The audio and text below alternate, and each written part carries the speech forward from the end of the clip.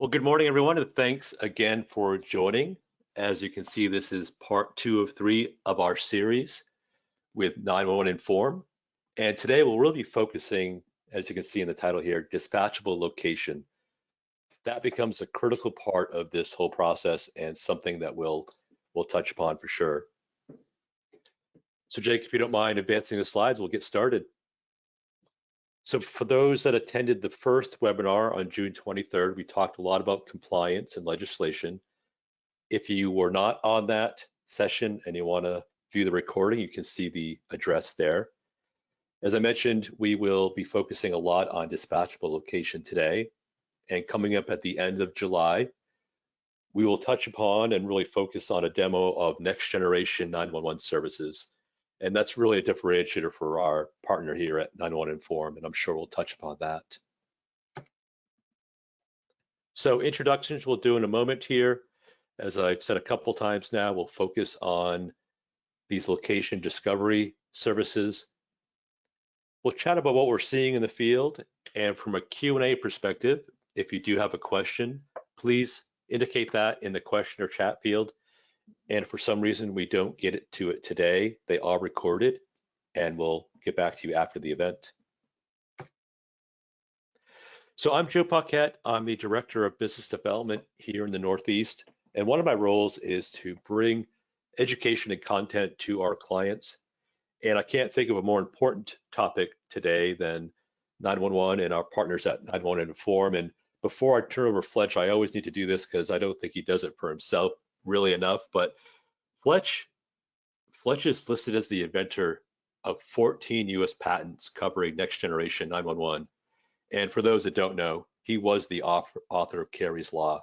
So I'm really excited that we get to partner with him and Jake on these events, and it really provides a level of credibility and context that I don't think we get elsewhere. So Fletch and Jake, please, I'll let you guys introduce yourselves.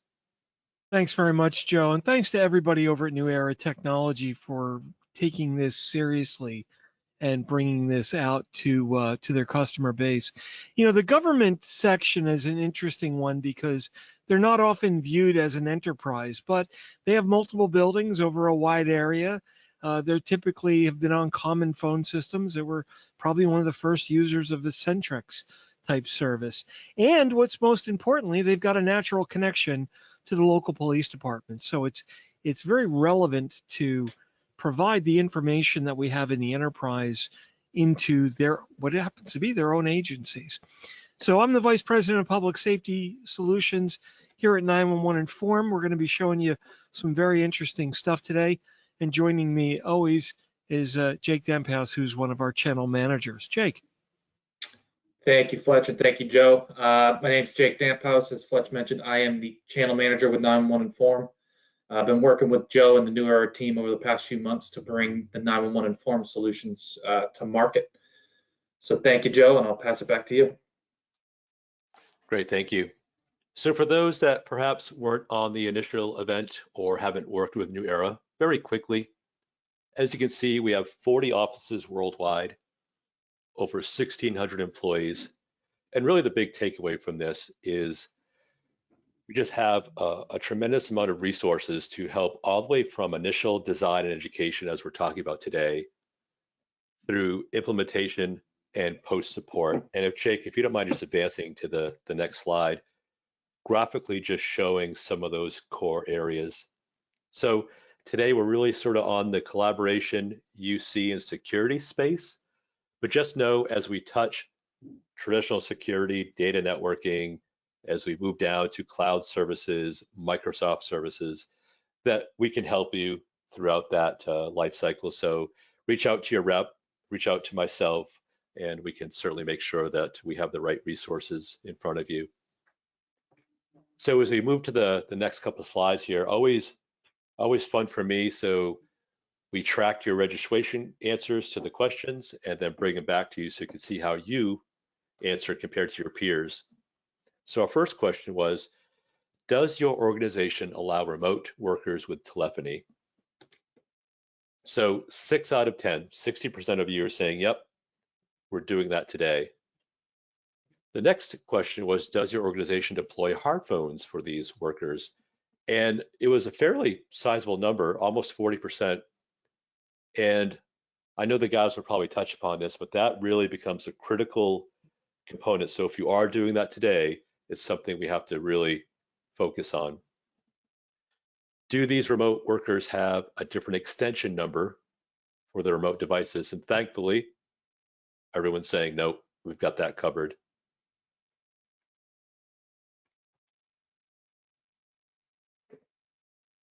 Is your organization alerted when a remote user dials 911?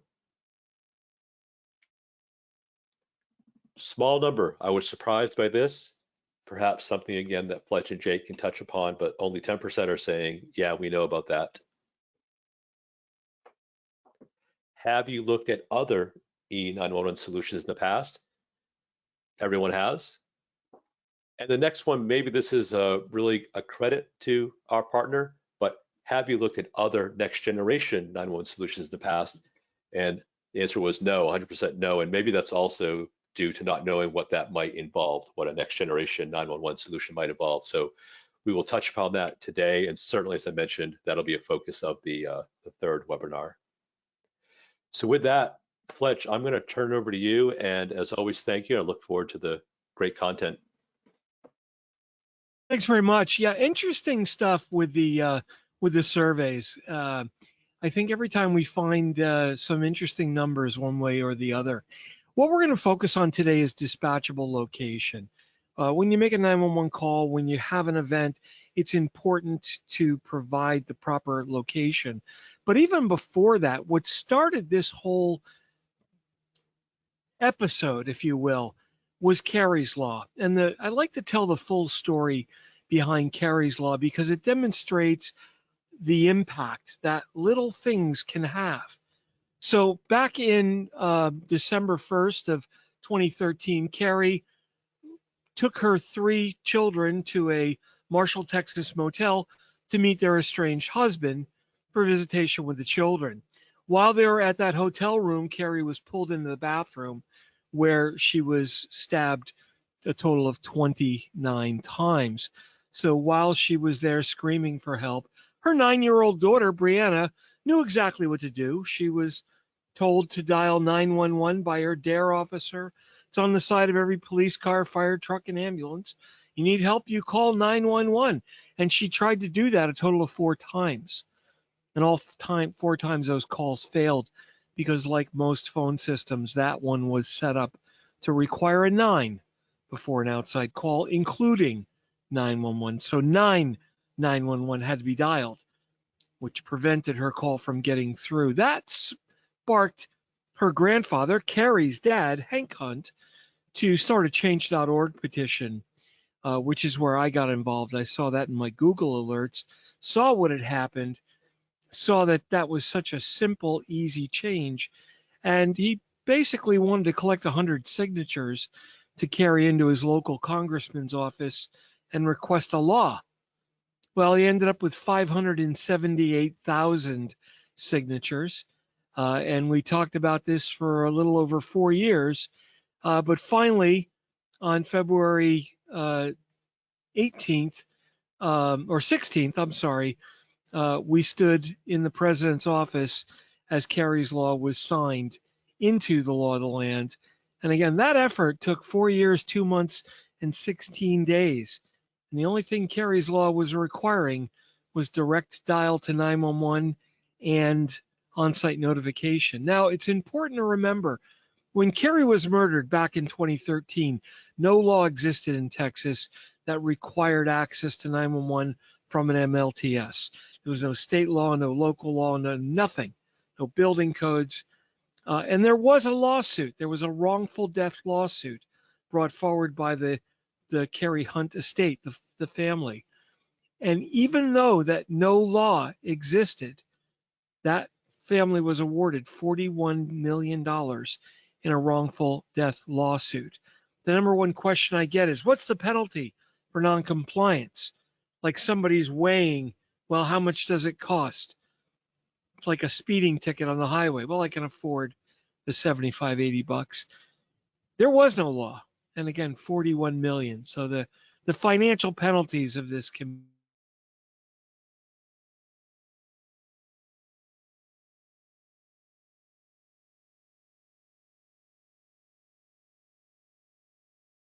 Looks I'm like not we sure if might we have lost Fletch. Yeah, I think we did. So as Fletch was just kind of mentioning, and I'm sure he'll come back in a moment, but uh, talking about the penalties and the fees, as much as those are important from the FCC and what those fees could be handed down, it really comes down to life safety, allowing that access to 911 to be granted. You still never know who could be dialing 911.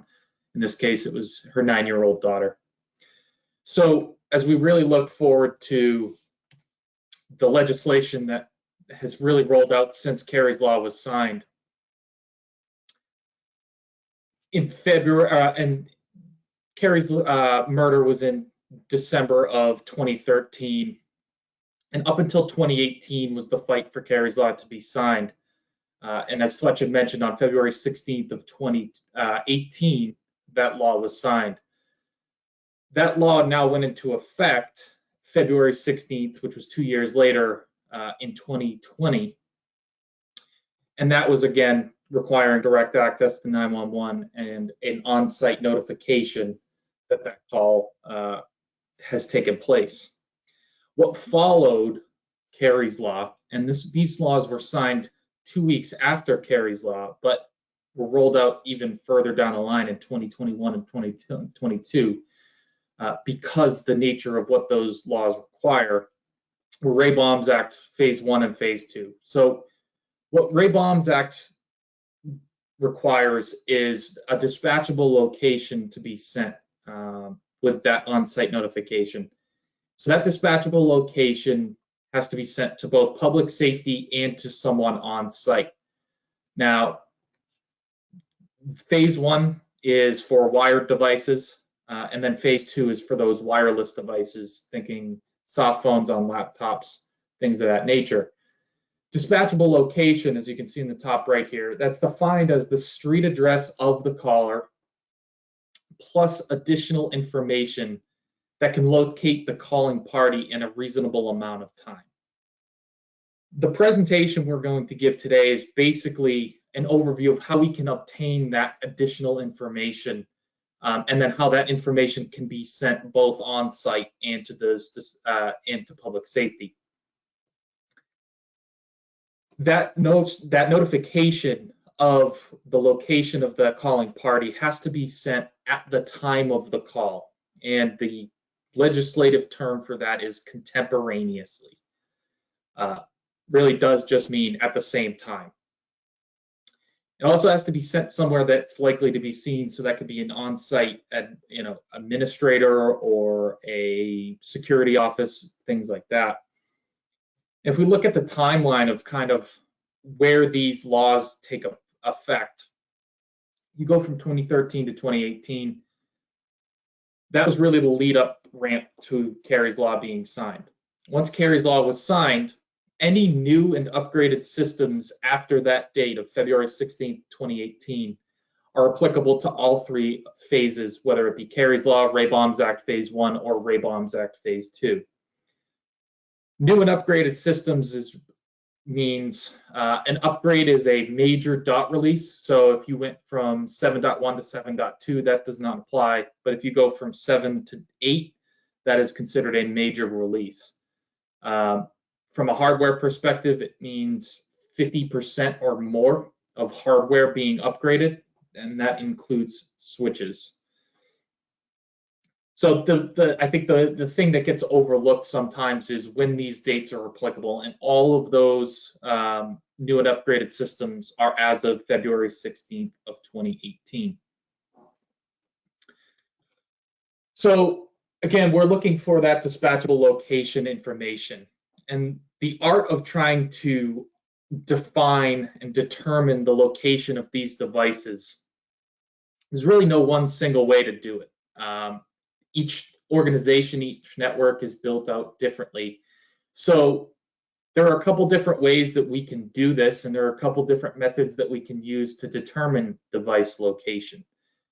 Physical layer, which is layer 2, we can track down to the switch port. The network layer, which is layer 3, we can use subnets to define the building into zones. The application layer, which is what we'll really dive into, which is our solution called 911 Inform LDS, which is we basically ask the end user where that device is moved to. And there are other databases that we can use to determine device location past the network. We can use LDAP information, Active Directory information. We can ingest that information and associate those with devices to really create a well-rounded view of where that device is located. So if we kind of dive into each one of these and just kind of walk through, some of these may be applicable to your organization, some of them may not be. The goal of what we've tried to do is be adaptable and flexible to whatever your organization has, so that you don't have to go rework everything just to make it work for 911. So if we look at the switch port level, layer 2, really what we do is track down to the switch port. You understand where those switches are, but if you look at it, the switches are living in the closet. So in order to understand where those are cabled to, you have to have cable records to each one of those individual devices, or even just the rooms. The issue that kind of comes up here is if those cable records are out of date or aren't well maintained, they can be pretty unreliable as you move forward when it comes to device location reporting. If those records are accurate, we have a pretty good idea of where that device is calling from. But again, we have a low certainty from that if those cable records aren't managed. Some people keep great cable records, and we will certainly use those. So what often happens is we look at it from a subnet point of view. And what we do is break down the building into zones. We can associate a subnet with each one of these zones and then understand, okay, that call is coming from the yellow zone or the green zone. And then we can report that information. Now, we're trading off a granularity when it comes to the location. We don't have a specific room or even portion of a room to report, but we have more of a certainty when it comes to we know that this call is coming from this zone. It looks like Fletch is back online. I don't know if he has anything he wants to add or butt in, but if not, I can keep moving forward. So yeah, go ahead, Joe. Yeah, thanks, Fletch. So as we've looked at layer 2, layer 3, we have some granularity when it comes to this, and we also have a medium level of granularity. But if there are cases where we're not 100% sure where that device is located using either of these methods, we can move to a layer 7 approach, which is really just the application layer. This is our solution called 911 Inform LDS, Location Discovery Solution. So if we kind of just walk through a scenario on how that really plays out.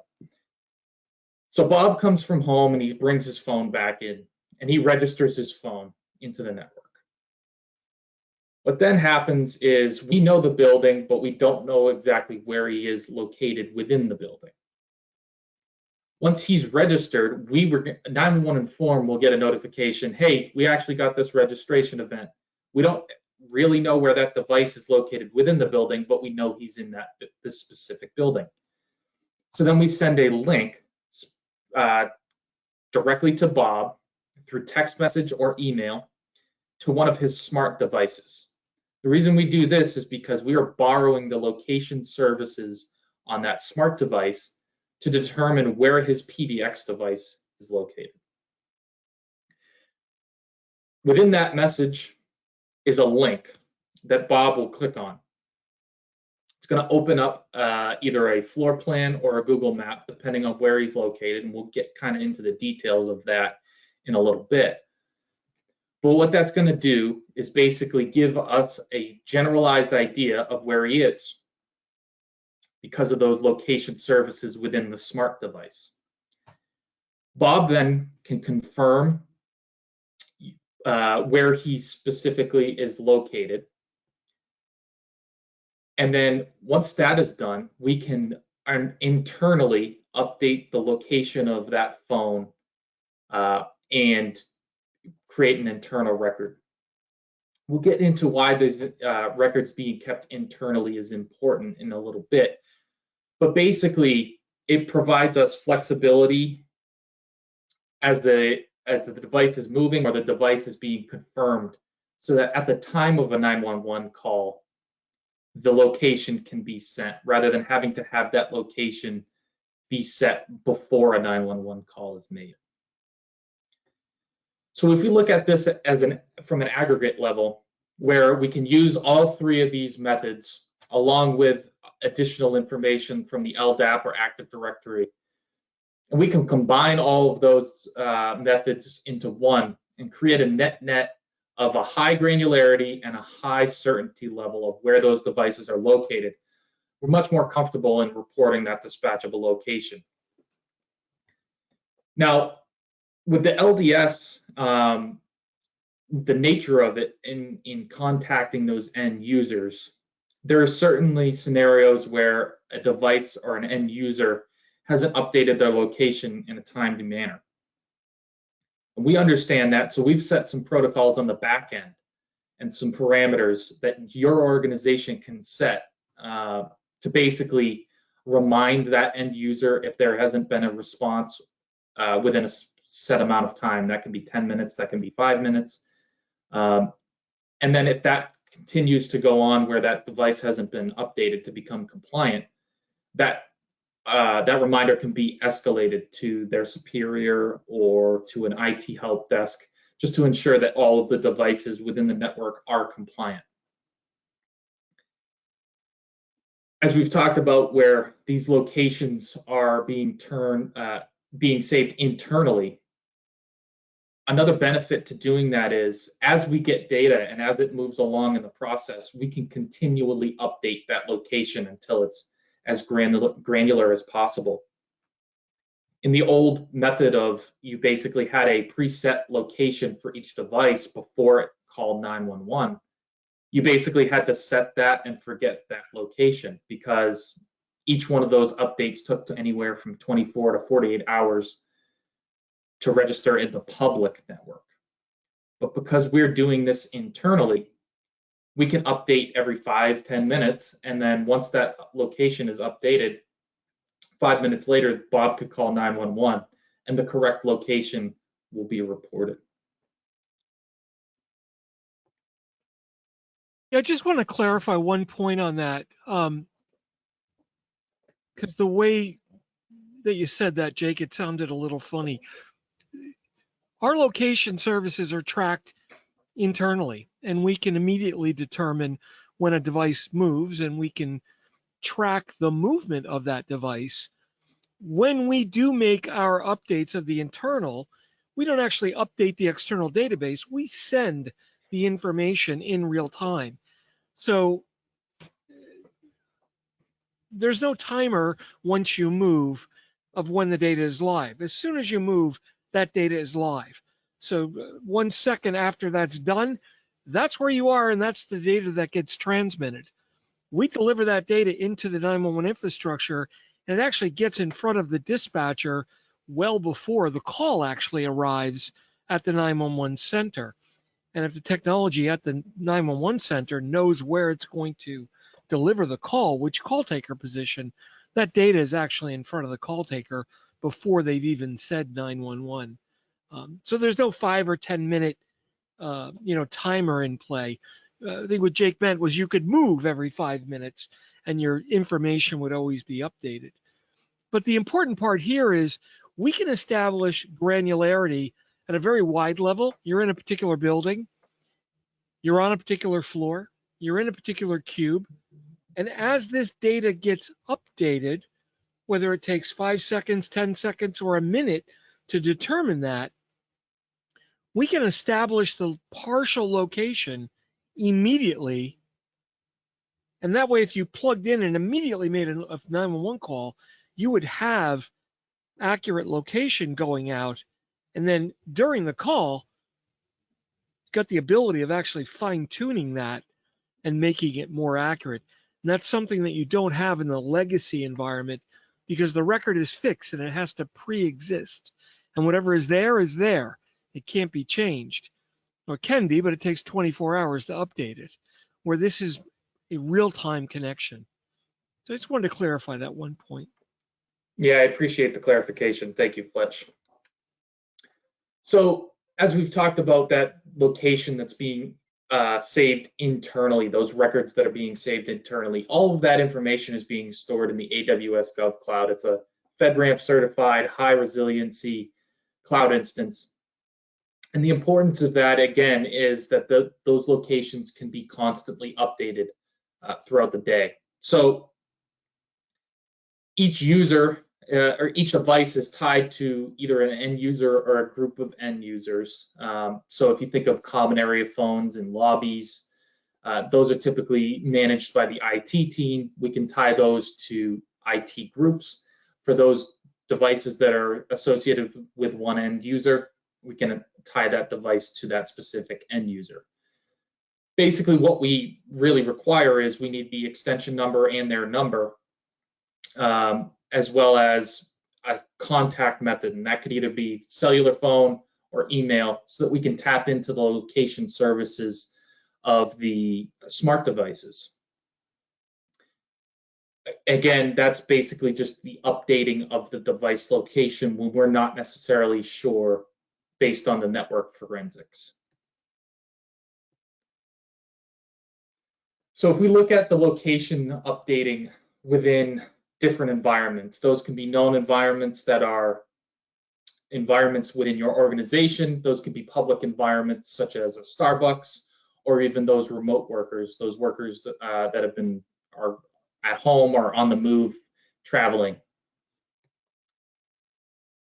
Once that device is registered back into the network, 911 Inform is notified that there's been a registration event. That end user that we've associated with that device is contacted via their preferred contact method. That could be a text message or an email, or both, if that's how they prefer to be notified. If they are internal to one of your organization's buildings, we're going to send them a floor plan of the building.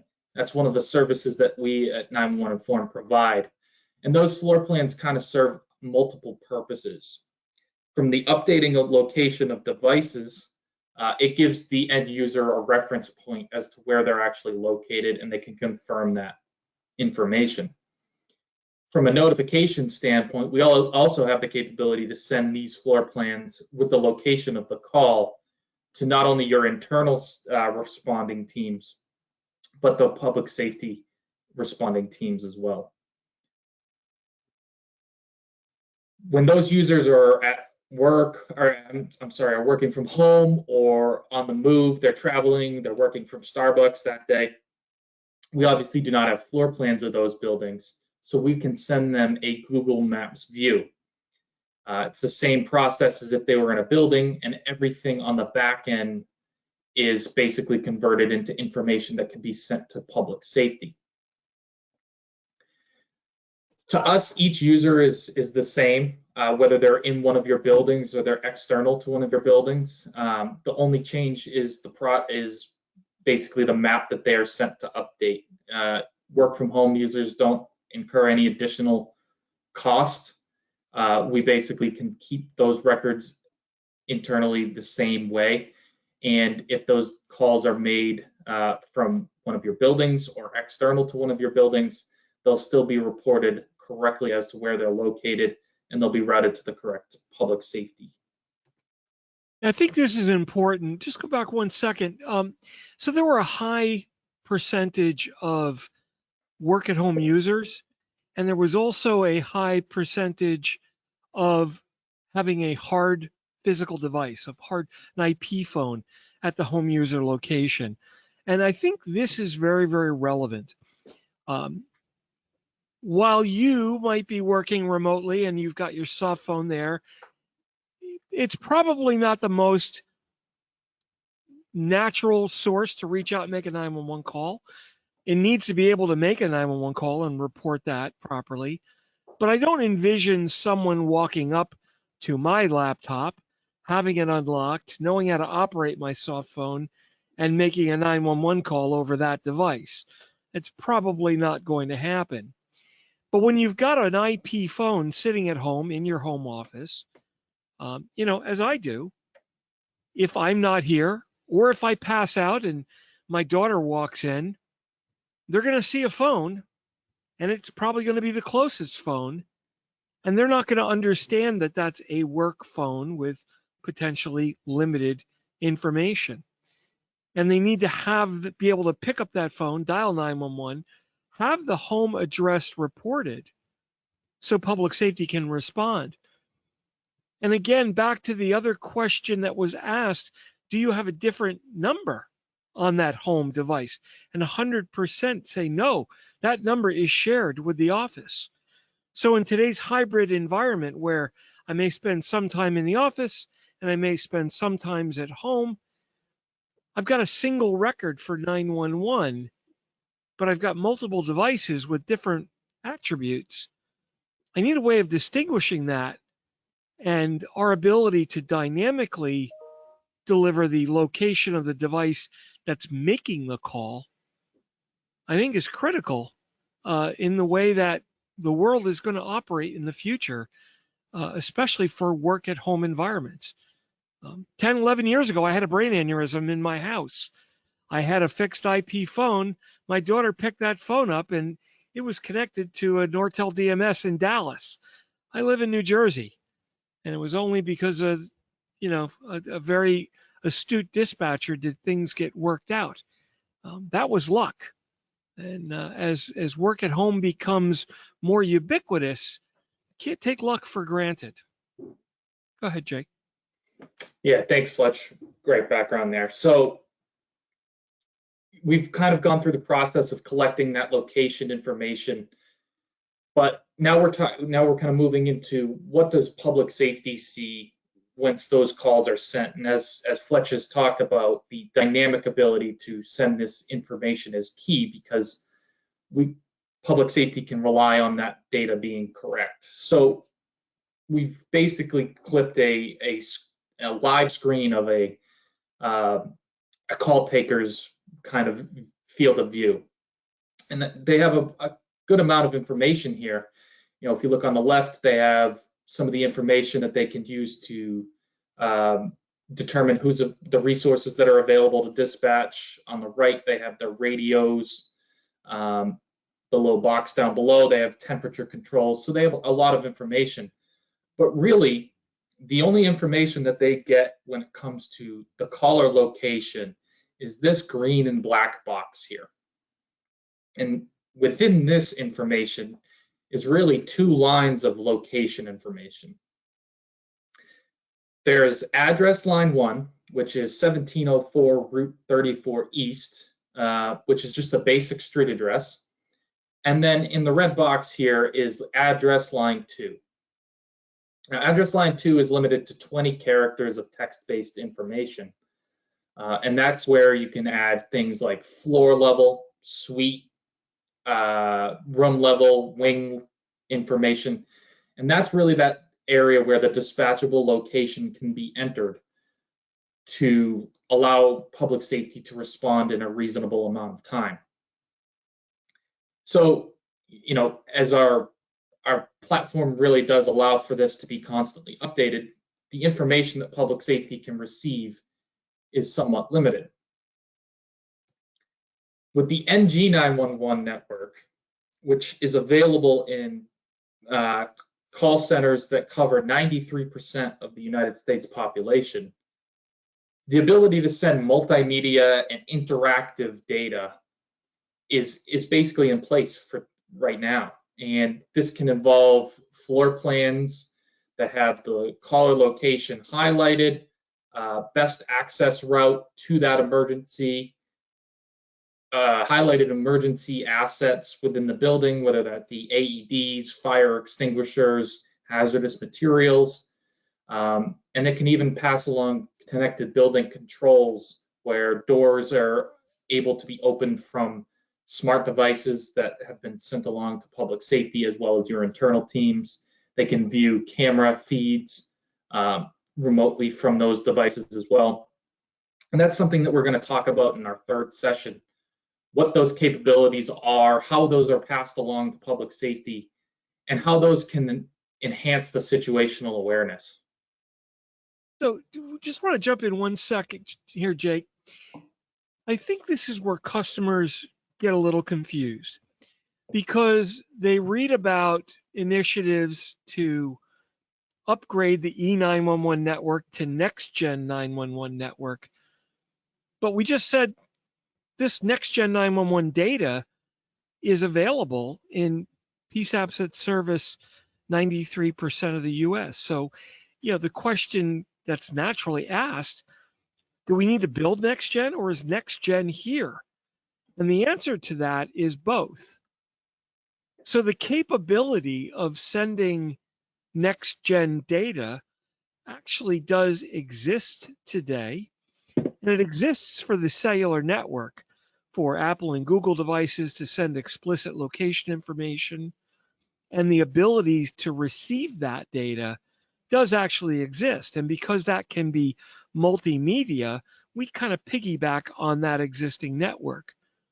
The next gen network that's being built is to build this secondary separate path that's in existence and bring this into the mainstream to actually replace that green screen technology. And I think for our municipal folks, that's a question that really gets confusing. On one hand, we're saying we're getting there, and the other hand, we're saying we're there. So this is how it's being delivered over the top today using that existing technology. And what's nice for the enterprise side, they can upgrade at any point in time. Its pathway into the PSAP, as that evolves, it doesn't really matter to them. They're just feeding that into the network.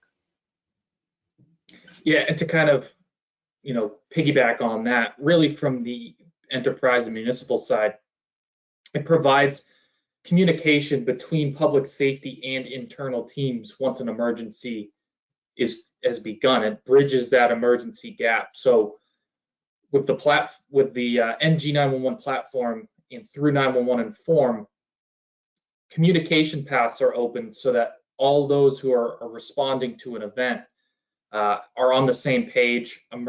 Information can be provided bidirectionally. So the information specific to that emergency, whether it may be a medical emergency or maybe an active shooter situation, past the information that the call taker gets, that can be passed along to those teams that are responding to keep everyone on the same page.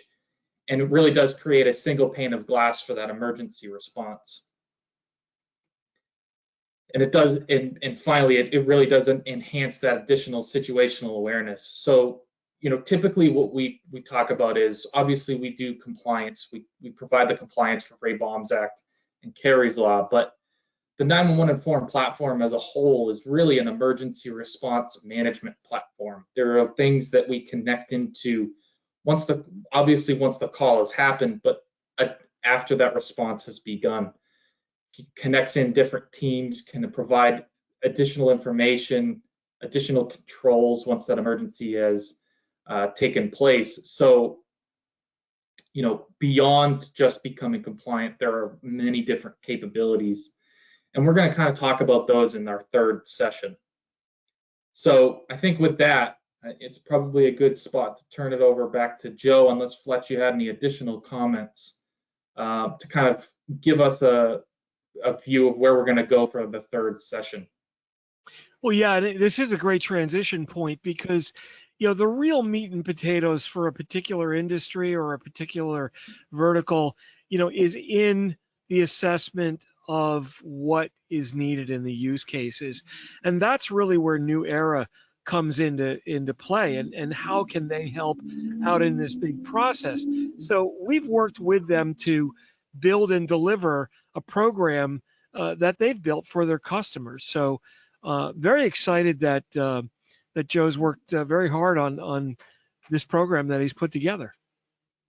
Great, thanks, Fletch. Yeah, and Jake, if you don't mind advancing. So we'll see here in a moment, the outcome of this is a discovery session, and that's something in the survey that you can check off if you want to have that meeting. What I'm finding though, as we talk about what that will be, is that every client's different. So I think the objective for us to help you guys in this scenario is, number one, is this initiative a priority? I think we all know this is very important. Fletch's experience, as he outlined in the very beginning, was tragic. So we know this is important, but is it a priority for your organization? Are the resources, budget, and a plan to execute this? The second bullet being, is there a next step? And this is an interesting one. We find that a lot of companies have, it's on their project board. They have a current platform in place, some sort of UC platform.